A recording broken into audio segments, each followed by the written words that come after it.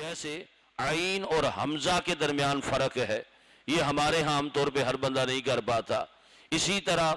ہا اور ہا کے درمیان فرق ہے، اسی طرح باریک کاف اور موٹے کاف کے درمیان فرق ہے. تو یہ جو فرق ہے، اور اس طریقے سے قرآن مجید فرقان حمید پڑھنا یہ لازم ہے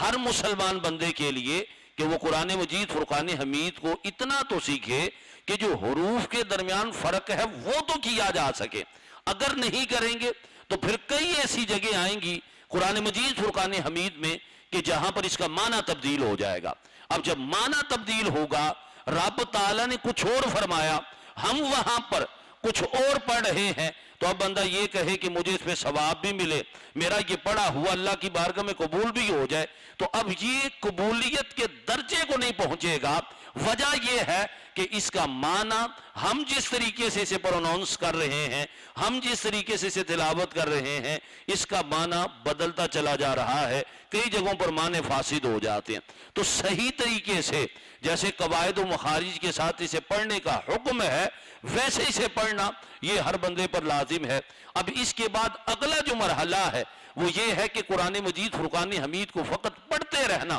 اور اسے سمجھنا نہ کہ قرآن میں کیا کہا جا رہا ہے. یہ سارا کلام رب تعالیٰ نے حضرت انسان سے فرمایا ہے. ایک بزرگ کسی جنگل میں رہتے تھے تو ان سے کسی نے کہا کہ حضرت آپ ایسا کریں، شہر میں آ جائیں، یہاں پر آپ اکیلے ہیں، پریشان نہیں ہوتے. انہوں نے آگے سے بڑا پیارا جواب دیا تھا، کہا میں یہاں پر اکیلا نہیں، میرا جب یہ دل کرتا ہے کہ میں اللہ سے کلام کروں تو میں نماز پڑھنا شروع کر دیتا ہوں، اور جب میرا یہ دل کرتا ہے کہ رب تعالیٰ مجھ سے کلام کرے تو میں قرآن پاک کی تلاوت کرنا شروع کر دیتا ہوں. تو یہ بندے کے ساتھ کلام ہے، رب تعالیٰ نے اپنے بندے کے ساتھ کلام فرمایا. اب ہمیں پتہ ہی نہیں ہے کہ کیا کہا جا رہا ہے، اب ہمیں سمجھ ہی نہیں ہے کیا کہا جا رہا ہے. یہ کلام کرنے کا مدعا، اس کا تقاضا یہ تھا کہ اس کلام کو سمجھا جاتا، پھر اس پر عمل کیا جاتا. جب بندہ سمجھے پھر عمل کرے تو اب ایسا بندہ اللہ کے ہاں وہ بندہ کامیاب ہے، اور وہی بندہ اللہ کے ہاں مکرم اور مقرب ہو سکتا ہے. اور جو بندہ فقط پڑھتا چلا جائے اس سے انکار نہیں ہے. قرآن مجید فرقان حمید کا ایک ایک حرف بندہ تلاوت کرتا ہے تو اس پر بھی نیکیاں ملتی ہیں. پیارے نبی علیہ الصلوۃ والسلام نے ارشاد فرمایا میں یہ نہیں کہتا الف لام میم ایک حرف ہے، فرمایا الف حرف و لام حرف و میم حرف. فرمایا الف بھی ایک حرف ہے، لام بھی ایک حرف ہے، میم بھی ایک حرف ہے. فرمایا جو یہ تینوں حروف پڑھتا ہے اللہ تعالیٰ اسے 30 نیکیاں عطا فرما دیتا ہے. فضیلت ویسے بھی اس کے پڑھنے کی بہت ہے، لیکن جو اصل مقصد ہے وہ یہ ہے اسے پڑھا بھی جائے، سمجھا بھی جائے، اور اس میں جو کہا جا رہا ہے اس پر عمل بھی کیا جائے. اب ہمارے اسلاف اور علماء ایک یہ مثال پیش کرتے ہیں کہ اس کو قرآن پاک کو جو بندہ نہیں سمجھتا، فرمایا یہ ایسے ہی ہے کہ جیسے کوئی بادشاہ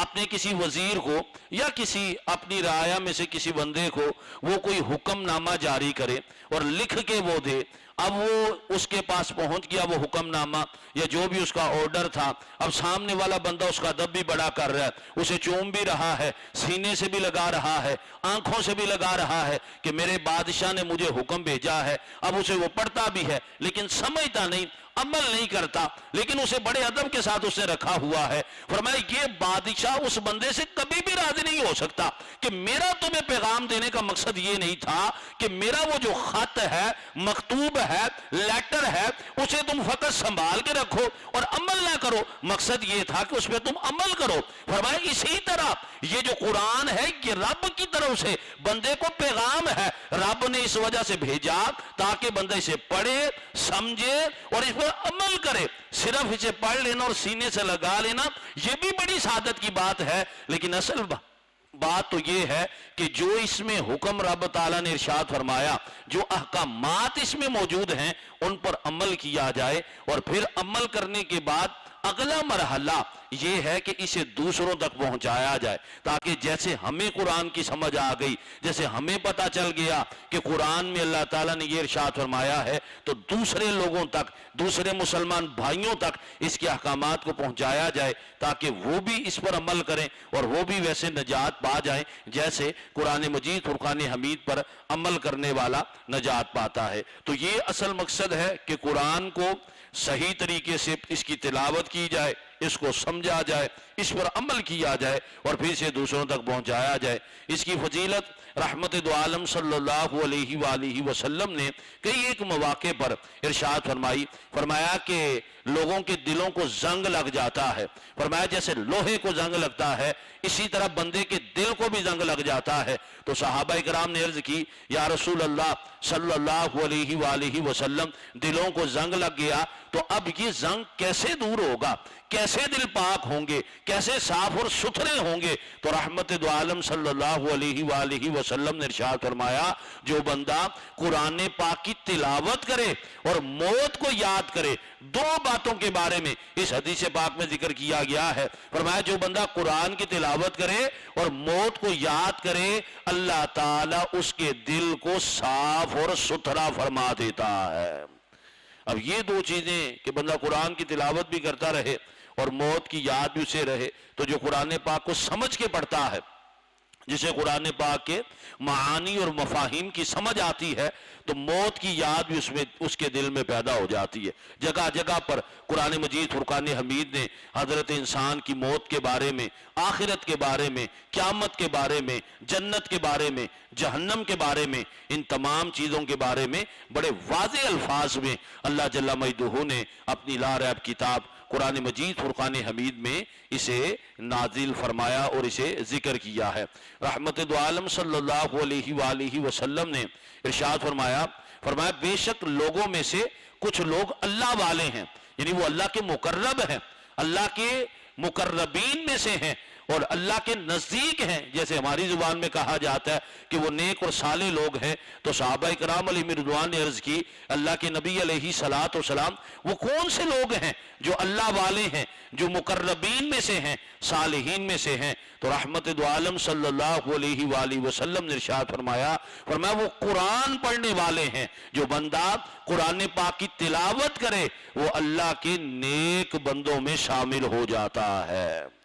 تو اب دیکھیں قرآن مجید فرقان حمید کی کتنی فضیلت ہے۔ رحمت دو عالم صلی اللہ علیہ وآلہ وسلم نے اس کے بارے میں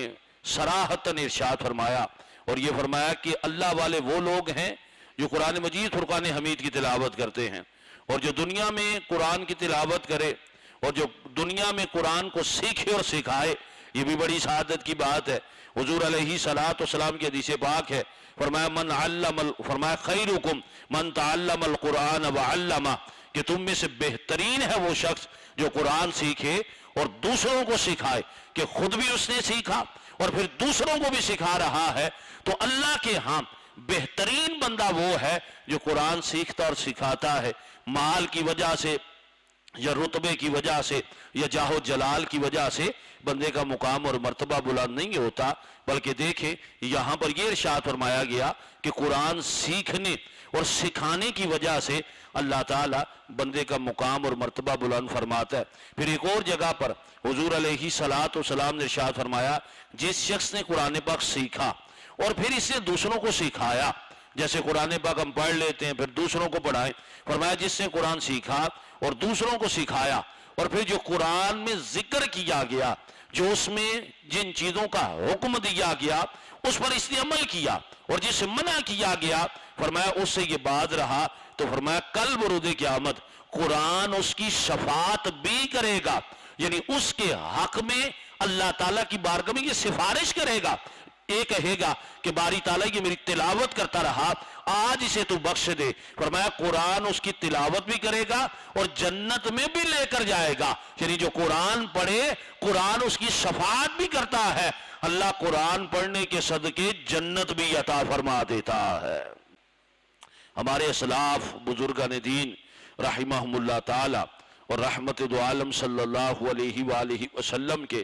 صحابہ قرآن مجید فرقان حمید کی کیسے تلاوت کیا کرتے تھے، اور پھر قرآن مجید فرقان حمید یقیناً اس کی تلاوت کرنا بڑی سعادت کی بات ہے اور بڑا یہ افضل عمل ہے، لیکن اس کے لیے کچھ آداب بھی ہیں۔ ہم قرآن پاک کی تلاوت تو کرتے ہیں لیکن بعض اوقات اس کے آداب کو ملحوظ خاطر نہیں رکھتے۔ جس طریقے سے قرآن مجید فرقان حمید کی تلاوت کرنی چاہیے ویسے شاید نہیں کر پاتے۔ ہمارے اسلاف تو ایسے تھے، حضرت سیدنا ابو الحسن محمد بن توسی علیہ السلام ایک بزرگ گزرے ہیں، یہ اپنی نیکیوں کو چھپاتے تھے، کسی پر بھی ظاہر نہیں کرتے تھے۔ ایون کہ قرآن کی تلاوت کرتے تو وہ بھی ایک بند کمرے میں بیٹھ کر وہاں پر قرآن مجید فرقان حمید کی تلاوت کرتے تھے، اور آپ یہ فرمایا کرتے تھے کہ میرا بس چلے تو میں کرامن کاتبین سے بھی اپنی نیکیاں چھپا لوں، ان کو بھی پتہ نہ چلے میں تو اللہ کے لیے نیکی کرتا ہوں، کسی کو دکھانے کے لیے نہیں کرتا۔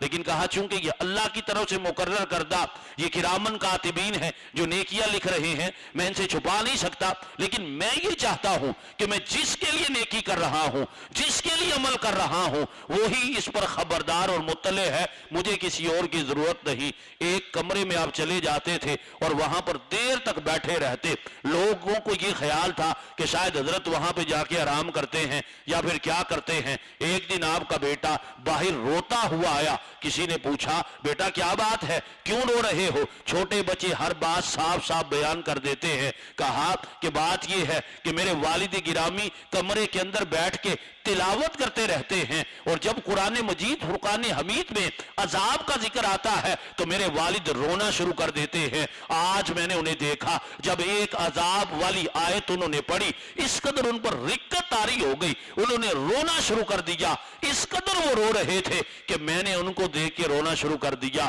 اور میں بھاگ کر باہر آ گیا۔ پھر لوگوں کو پتا چلا کہ یہ وہ بزرگ ہیں جو کمرے میں بیٹھ کر سب سے الگ ہو کر فقط اللہ کی رضا کے لیے قرآن کی تلاوت بھی کرتے ہیں اور اس کی بارگاہ میں آنسو بھی بہاتے ہیں، اس کے خوف سے ان کے آنسو بھی جاری ہو جاتے ہیں۔ آج ہم دنیا میں کسی چیز کے نقصان ہونے پر، بیمار ہونے پر، اپنے مال کے کھو جانے پر یا پھر کسی اعتبار سے نقصان ہونے پر ہم تو آنسو بہاتے ہیں، لیکن خوف خدا میں ہماری آنکھوں سے آنسو نہیں بہتے۔ یاد رکھیے جو رب تعالیٰ کے خوف سے رویا اس کی فضیلت کیا ہے، مرتبہ کیا ہے۔ رحمت دو عالم صلی اللہ علیہ وآلہ وسلم نے ارشاد فرمایا کل برود قیامت جہنم کی آگ جب آگے بڑھ بڑھ کر لوگوں پر آ رہی ہوگی تو پانی کے ایک چلو بھر کے اس کی طرف پھینکا جائے گا اور وہ کتنے میل پیچھے چلی جائے گی۔ عرض کیا گیا اللہ کے نبی علیہ الصلوۃ والسلام وہ کون سا پانی ہوگا جو جہنم کی آگ کو بھی بجھا دے گا، پیچھے کر دے گا، دور کر دے گا، بندوں کو اس سے بچا دے گا؟ تو پیارے نبی علیہ الصلوۃ والسلام نے ارشاد فرمایا یہ ان لوگوں کے آنسو ہوں گے جو خوف خدا میں جنہوں نے اپنے آنسو بہائے، فرمایا وہ آنسو جب جہنم کی آگ پر ڈال دیے جائیں وہ بھی پیچھے ہٹ جاتی ہے اور رب تعالیٰ بندے کو جہنم سے محفوظ فرما دیتا ہے۔ خوف خدا میں جس کی آنکھوں سے آنسو بہیں اور خوف خدا میں جو آنسو بہائے اس کی کیا فضیلت ہے۔ پیارے مصطفیٰ کریم علیہ الصلوۃ والسلام نے ارشاد فرمایا ایک بندہ خوف خدا سے رویا یہاں تک کہ اس کی آنکھ سے جو آنسو کا قطرہ تھا وہ تھوڑا سا باہر آیا، یہاں تک کہ یہ جو اس کی پلکیں ہیں اس میں سے ایک بال کی جڑ کو اس نے تر کر دیا، یعنی پورا ایک ڈراپ بھی نہیں تھا کہ جو باہر آ جاتا، یا زیادہ ڈراپ ہوتے اس کی رخسار پر آ جاتے، فرمایا اتنا بھی نہیں تھا، بالکل اتنا مائنر سا پانی تھا کہ جس نے اس کی جو یہاں پر پلکیں ہیں اس کے بالوں میں سے ایک بال کی جڑ کو تر کر دیا۔ فرمایا کل برود قیامت یہ بال بھی اللہ کی بارگاہ میں عرض کرے گا کہ باری تعالیٰ یہ بندہ تیرا تیرے خوف سے ایک مرتبہ رویا تھا اور اس کی آنکھ سے ایک آنسو کا قطرہ نکلا تھا جس سے مجھے تر کر دیا تھا، آج میں تیری بارگاہ میں عرض کرتا ہوں یہ بندہ تیرے خوف سے روتا تھا، اسے بخش دے، وہ بال شفاعت کرے گا، رب تعالیٰ اس بندے کو جنت میں جگہ عطا فرما دے گا۔ تو دیکھیں خوف خدا کی وجہ سے خشیت الہی اگر دلوں میں پیدا ہو جائے پھر بندہ گناہ بھی چھوڑ دیتا ہے، پھر بندہ کسی پر ظلم بھی نہیں کرتا، پھر بندہ کسی کا حق بھی نہیں کھاتا، پھر وہ جھوٹ بولنے کے بارے میں بھی نہیں سوچ سکتا، پھر وہ کسی کو دھوکہ بھی نہیں دے گا، کیونکہ اس کے دل میں ہر وقت یہ بات موجود ہے کہ مجھے اپنے رب کی بارگاہ میں حاضر ہونا ہے۔ اگر میں نے اچھے اعمال نہ کیے تو اس کی بارگاہ میں جواب دہ ہونا پڑے گا، میں کیسے جواب دے سکوں گا؟ اور اگر اعمال اچھے نہ ہوئے تو وہاں پر بھی میرا کیا بنے گا؟ وہ ہر اعتبار سے راہ راست پر آ جاتا ہے اور سیدھی راہ پر چلنا شروع کر دیتا ہے۔ خوف خدا قرآن مجید فرقان حمید کی تلاوت کر کے حاصل ہو سکتا ہے۔ اس کے معانی اور مفاہیم کو سمجھ کے پیارے مصطفیٰ کریم علیہ السلام کی احادیث کو پڑھ کے ان کا مطالعہ کر کے ان کے معانی اور مفاہیم کو سمجھ کے یہ چیزیں حاصل ہو سکتی ہیں۔ آج ہم فیس بک پر، واٹس ایپ پر، موبائل پر تو گھنٹوں ضائع کرنے کے لیے تیار ہیں، اخبار پڑھنے کے لیے تو گھنٹوں ضائع کرنے کے لیے تیار ہیں، لیکن شاید قرآن مجید فرقان حمید پڑھنے کے لیے ہمارے پاس 10 منٹ بھی نہیں ہیں، زیادہ نہیں۔ چلیں آج اس جمعے کی برکت سے یہ ایک نیت کرتے ہیں، یہ ایک ارادہ کر لیں کہ ہم کوشش کر کے زیادہ نہیں، کم از کم روز ایک رکوع قرآن مجید فرقان حمید کا ضرور تلاوت کریں۔ وہ صبح کے وقت کر لیں تو بڑی سعادت کی بات ہے، لیکن اگر کوئی صبح نہ کر سکے تو دن میں، شام میں، جب بھی کہیں پر موقع ملے، موبائل میں بھی قرآن پاک موجود ہوتا ہے، ذہن نصیب ہم قرآن کھول کے بیٹھے اور اس کی تلاوت کریں۔ قرآن کو دیکھنا بھی ثواب ہے، اسے پڑھنا بھی ثواب ہے، اسے چھونا بھی ثواب ہے، اس پر عمل کرنا بھی ثواب ہے۔ آئیے قرآن کے قریب ہوتے ہیں۔ جتنے فتنوں میں ہم گرتے چلے جا رہے ہیں، ان تمام فتنوں سے بچنے کا واحد حل رحمت دو عالم صلی اللہ علیہ وآلہ وسلم نے یہی فرمایا کہ قرآن کو تھامو اور اس کے احکامات پر عمل کرو۔ اللہ تعالی ہم سب کو کثرت سے قرآن مجید فرقان حمید کی تلاوت کرنے کی توفیق عطا فرمائے۔